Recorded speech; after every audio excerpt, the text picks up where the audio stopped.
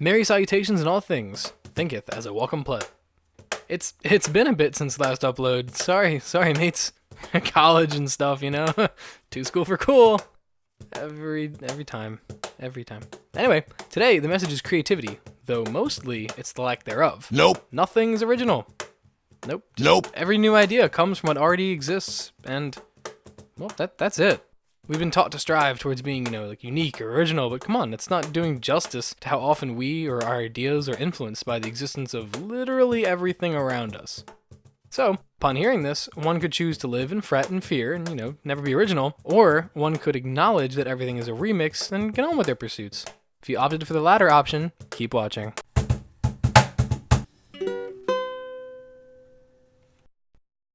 In going about being creative, some things should be said up front. As previously stated, nothing is original. Coming to terms with this in a cynical way, we see that the best things are, being blunt here, stolen. The best way to steal here is to give credit to those whom you've stolen from. This episode's inspiration I stole from Austin Kleon, who became famous by being creative.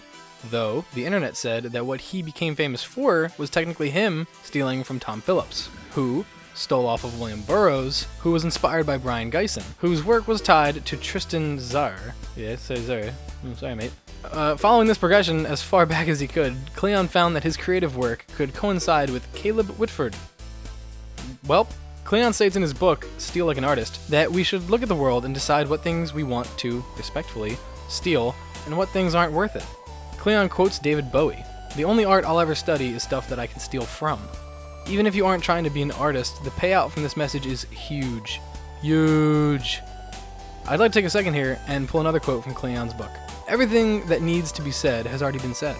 But since no one was listening, everything must be said again. I find immense consolation in that quote.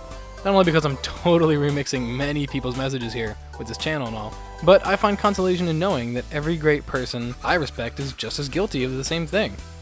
No, not making YouTube channels, you know what I mean. So, is it really guilt, or should it be set up front and, celebrated warmly with an air of congratulation? One of the greatest messages I could steal from Kleon's book is this: school yourself.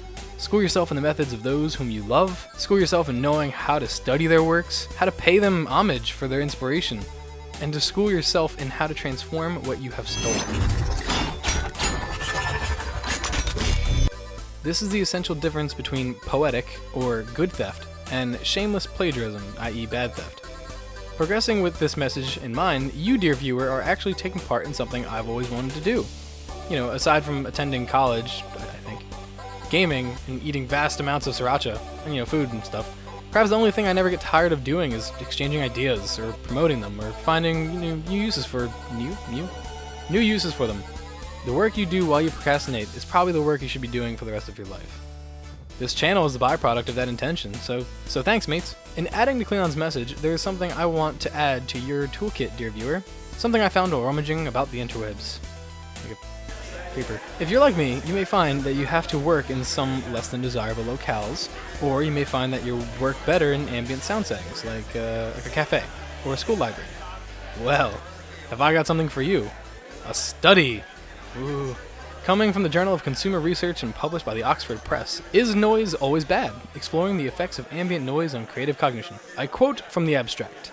This paper examines how ambient noise, an important environmental variable, can affect creativity. Results from 5 experiments demonstrate that a moderate 70 decibel versus low 50 decibel level of ambient noise can enhance performance on creative tasks and increase the buying likelihood of innovative products. Anyway. A high level of noise, 85 decibels, on the other hand, hurts creativity. Process measures reveal that a moderate versus low level of noise increases processing difficulty, including a higher construal level and thus promoting abstract processing, which subsequently leads to higher creativity. A high level of noise, however, reduces the extent of information processing and thus impairs creativity. The research used the RAT, or Remote Associates Test, RAT, link in the description, to gauge creativity. As stated, ambient sound can actually lead to higher creativity, granted it's not too loud. I must admit, I took the RAT and found it's rather addicting. I totally actually stopped working on this video while taking it. I digress. And now you too, fellow YouTube enthusiast, armed with the guidance of Kleon and ambient sound, may go on to be a respectful, tasteful, creative imposter. Many respect to Austin Kleon. I sincerely enjoyed watching his TED Talk and reading this book, Steal Like an Artist. I highly recommend it. and, you know, each and every other book I ever quote from or touch upon. Oh, and you're totally invited, you know, to steal from any of the other videos featured on this channel, so rest assured, their messages were also always inspired by many other great thinkers, far greater than this pleb. Anyway, this has been As a Pleb Thinketh. Happy!